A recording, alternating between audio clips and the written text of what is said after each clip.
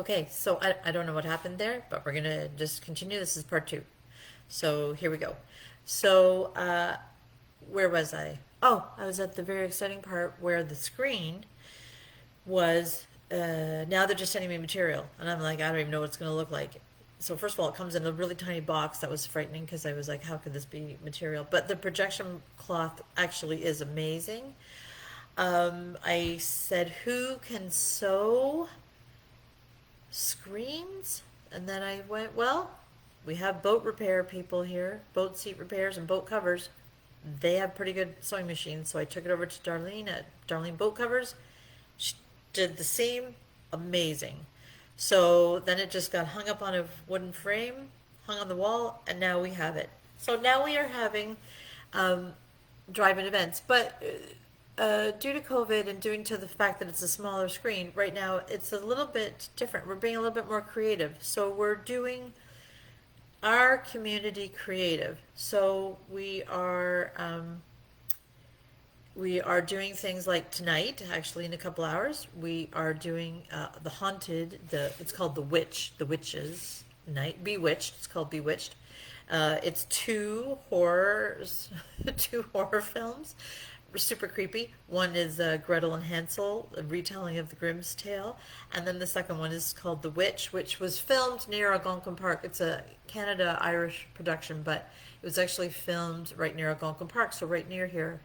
But it's a 1600s story of a witch. Super creepy. Yeah, I'll be awake all night. But cool is that in between, at our intermission, when people can go to our microbrewery, and we also have a live wood fire pizza, people can. We have a group that's on their way from Toronto to Montreal, but they like stopping in Halliburton to visit. A actual coven of witches who do flame hula dancing. So we are going to have a fire show live. We'll be broadcasting their music over the FM, so into people's cars. We'll be using a camera to broadcast the image of them onto the screen, and then people will also be able to watch them live out their window to the side. So a super sensory thing. So we're thinking about things like it's a really nice way to be able to tie in our local stuff with other with world renowned movies, and we're also thinking about just using the FM transmission itself. For example, there's a birthday party that's booked it that is going to be doing a boat in dock party. So people will be in their boats, so socially distanced, listening to the sound over their FM radios in their boats, and they'll be able to see the act that's on stage on the dock stage. And what so this is super cool. We're thinking about kayak ins. We're thinking about hiking ins. We're thinking about just all different ways that you can tie visual. Theater wants to try something here. We have a really great opera company. They want to try something here. We are wanting to, in the winter, project on snow. So why am I really excited about this? Because I'm feeling that this is a really awesome way to think about performance presentation moving forward. Because I said before, again, people are going to be afraid or cautious about going into indoor buildings, and B, it's going to be expensive. So if we don't have to heat and pay for a building, maybe we can create outdoor space that's a lot more functional, or an old barn, or an old warehouse, or an old factory, or an old anything.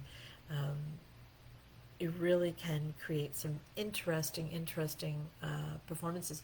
The other great thing about it is, as a rural and remote location, we are very small population in Halliburton in a very large county. We're as large as Prince Edward Island, I think. Maybe it's, I think that's what we are. Let's just say we are. But we don't have very many people. So having the capability of having performance quality sound and visuals that can move around the county is fantastic. And so what we're thinking about as SPARC is like, because I also know that after having done all this research, that a lot of this equipment is expensive even to rent. Thinking that maybe it would be fantastic if, as northern and rural and remote communities, again, that we had a couple of sets of this kind of equipment that we could move around. Literally, all of it would fit in a suitcase. It's very small, and it's very hardy, and it's very outdoorsy. So that's what we're kind of thinking moving forward. We're thinking this is the way it's going to be. This is.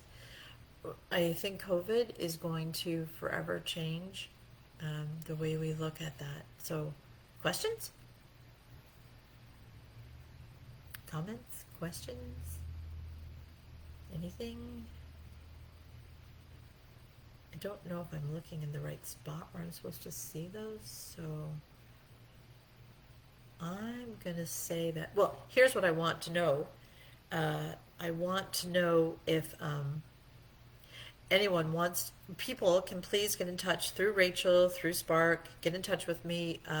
We want to know if people would be interested in having, if we would be having, if you would be interested in having access to this kind of equipment. So I think that would be, yeah, because it was very hard to find this equipment. I think that we now know what is the best in North America. In fact, I'm going to say the world, because I did talk with people about equipment from Italy and equipment from Germany and all over the place. So I think we found the best equipment that is affordable, hardy. The fact that some of it's made in Canada just makes me super excited. So yeah, I think that, but please get in touch with us at SPARC, or yeah, through Rachel to me, and we can talk about how we can maybe help support other communities having access to this equipment. Because I think that when I looked at renting what we are having here right now was about $6,000 a weekend or a day, and that's just not doable, I don't think. I think we can do it for much, much less. So yeah, I want to really continue this conversation further. You can go and look at Little Pit Drive-In, which is so great because it's an old quarry. So it's called the Little Pit, and we have the Little Pit Crew, and we have, the Little Pit is, you can go and look at their social media and see how it works out tonight with the witches flaming hula hooping between two super scary movies. Oh, should be good. Okay, other than that, I am going to leave it to everyone and say, let's have a conversation about this further. So thanks, everyone. Thanks for joining in. This is the end of part 2, so we kind of had an intermission with this as well, and I will see you guys later. Good night. Yeah, thanks. Good luck. I'm going to need it.